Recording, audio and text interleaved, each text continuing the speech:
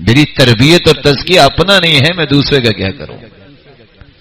اور آپ سوچئے کچھ چیزیں آف دی ریکارڈ بھی ہوتی ہیں، انسان سمجھ جاتا ہے کھانا اگر گھر میں ہی پکنا ہے تو انسان نا،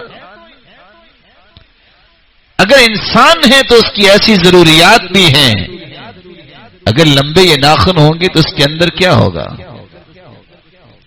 اس ہاتھ کو کہاں انسان استعمال کرتا ہے؟ کھانا بھی اسی سے پکانا ہے۔ کون سی الطہور شطر الایمان؟ الطہور شطر الایمان کا معنی تو میں نے سنا ہوا ہے، صفائی نصف ایمان ہے،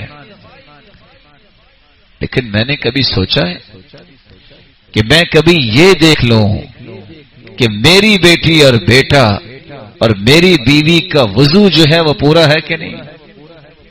کس بندے نے آج تک اپنے گھر والوں کا وضو چیک کیا ہے؟ اللہ جانے زیادہ ہی خوف زدہ نہ ہو جائے، ایسا معاملہ تو نہیں ہے؟ ماشاءاللہ ہمت سے بول رہے ہیں، لگتا ہے خاصے بہادر لوگ بیٹھے ہیں۔ یہ دین ہے، اپنے گھر والوں کو دین میں اپنے ساتھ لگایا کرو۔ اور میں ایک کلمہ، ایک سینٹنس بولنے لگا ہوں، کام آئے گا۔ جب آپ اپنے پیاروں کے ساتھ سفر پہ جاتے ہیں تو لمبا سفر طے کر لیتے ہیں، اگر اپنے پیاروں کے ساتھ سفر نہیں طے کریں گے تو اکیلے جا کے تھک جائیں گے۔ بچوں کو ساتھ لے لو، بیوی کو ساتھ میں لاؤ۔ اسی لیے سلف صالحین اپنی بیٹیوں کو سکھاتے تھے۔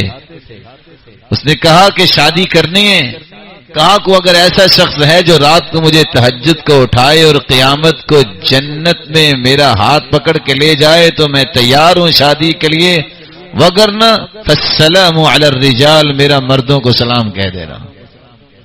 ذہن دیکھیے،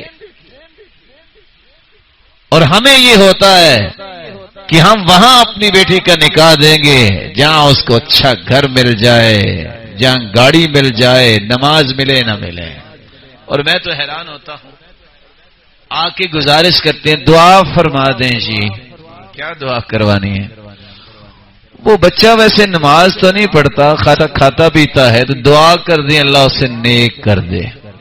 تو میں نے کہا اگر آپ بچہ کو نیک لے لیتے تو آ کے کہتے دعا کر دیں امیر ہو جائے، تو دعا نیکی کی قبول ہو جائے گی، امیر ہونے کی نہیں قبول ہوگی۔ دونوں دعائیں اللہ سے کرنی ہے نا۔ یہ ہماری سوچ خراب ہے۔ سوچ یہ ہے، سعید بن مسیب کی بیٹی کے بارے میں وقت کے حکمران نے کہا تھا اس کا وزن کرو، جتنا اس کا وزن ہے ہیرے جواہرات لے کے میرے ساتھ نکاح دو۔ کہا جاؤ، یہ نہیں ہو سکتا۔ ابو وداع اس کا شاگرد جس کی بیوی فوت ہوئی، کہا بیٹا کچھ دن سے آپ آ نہیں رہے۔ کہا استاد محترم ماں باپ پہلے نہیں تھے، بیوی ایک تھی وہ بھی فوت ہوگی۔ کہا بیٹا کلاس کے بعد میری بات سننا۔ بات سنی، لوگوں کو اکٹھا کیا، بیٹا پسند کرو گی میں اپنی بیٹی کا نکاح آپ کے ساتھ کر دوں؟ نکاح کر دی۔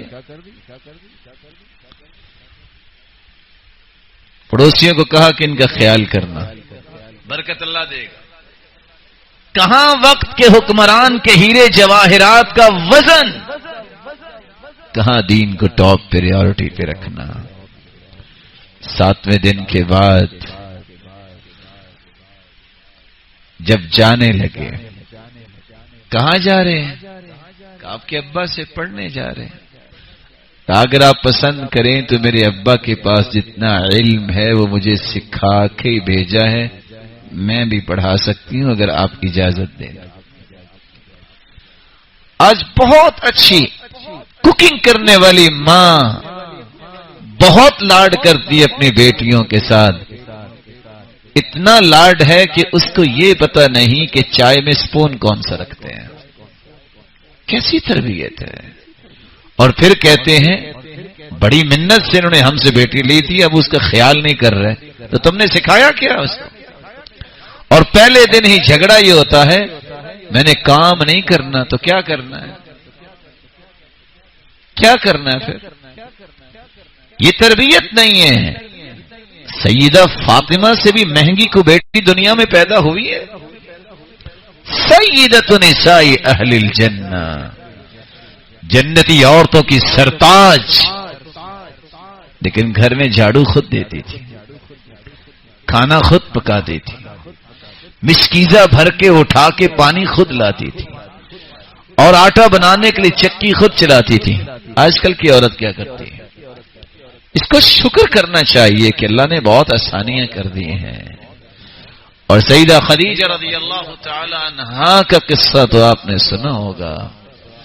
نہ اس وقت اوون، نہ گیس، نہ آج کل کے یہ سسٹمز، نہ اپلے. اس دور میں کس طرح کھانا پکایا ہوگا؟ وہ بیت اللہ میں دیکھیں تو غار حرا میں بیٹھے بیت اللہ نظر آتا تھا. 40 سال کی عمر میں تو 25 سال کی عمر میں تو شادی ہوئی اللہ کے رسول کی، اور 40 سال کی عمر میں نبوت آئی. تو اس وقت سیدہ خدیجہ کی عمر 55 سال کیا جی؟ تو 55 سالہ بہادر آج غار حرا پہ چڑھ جائے گا؟ بولے.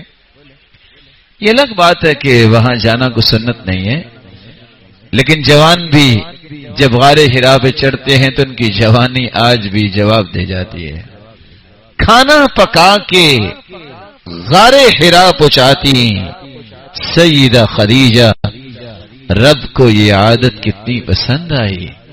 ادھر کھانا لے کے گھر سے نکلی، سامنے تھی غار حرا. خدیجہ پہنچی نہیں، ہواؤں اور فضاؤں میں تیرتے ہوئے جبریل امین غار حرا میں پہلے پہنچ گئے اور جا کے کہتے ہیں ان هذه خدیجہ قد اتتک. اے اللہ کے پیغمبر، خدیجہ آ رہی ہے. بیدها اناء فیہ طعام او شراب او ادام. اس کے ہاتھ میں کیسا برتن ہے؟ ہو سکتا ہے کوئی ٹفن ٹائپ ہو جس میں کھانا بھی ہے اور پانی بھی ہے اور سالن بھی ہے. خبر بھی دے دی، ساتھ 3 خوشخبریاں سنا دی. جبریل امین کہتے ہیں فَإِذَا أَتَتْكَ فَقْرَ عَلَيْهَا السَّلَامَ مِنْ رَبِّهَا.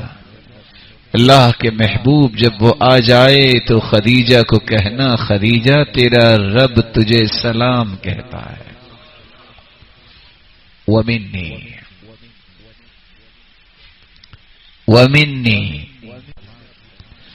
وَبَشِّرْهَا بِبَيْتٍ فِي الْجَنَّةِ بِالنَّصَبٍ لَا صَخَبَ فِيهِ وَلَا نَصَبٍ. جب وَبَشِّرْهَا بِبَيْتٍ فِي الْجَنَّةِ مِنْ قَصَبٍ لَا نَصَبَ فِيهِ وَلَا صَخَبٍ. اور اس کو جنت کی خوشخبری بھی دے دینا تیرا ایسا محل تیار کیا ہے جس میں نہ تھکاوٹ کبھی ہوگی نہ کبھی شور آئے گا. تم آج غار حرا پہ چڑھی ہو، تھکاوٹ بھی ہوتی ہے اور پہاڑوں پہ چڑھنے والے بتاتے ہیں کانوں میں بھی شور و غل آتا ہے، لیکن خوش ہو جاؤ جنت میں تیرا ایسا گھر ہے جس میں تھکاوٹ کبھی نہیں ہوگی. آج کس طرح ظاہری اور مادی تزکیہ ہو، ہمیں صرف دنیا کی واہ واہ نہیں پریشان کر دیا. ہم الطہور شطر الایمان تو دور کی بات ہے، ہمارے تو فکر میں صفائی نہیں رہی. ہم نے تو خدمت سے جی چرانے کو ہی اپنا مشن بنا لیا. اس طرح تزکیے نہیں ہوا کرتے، اس طرح تربیتیں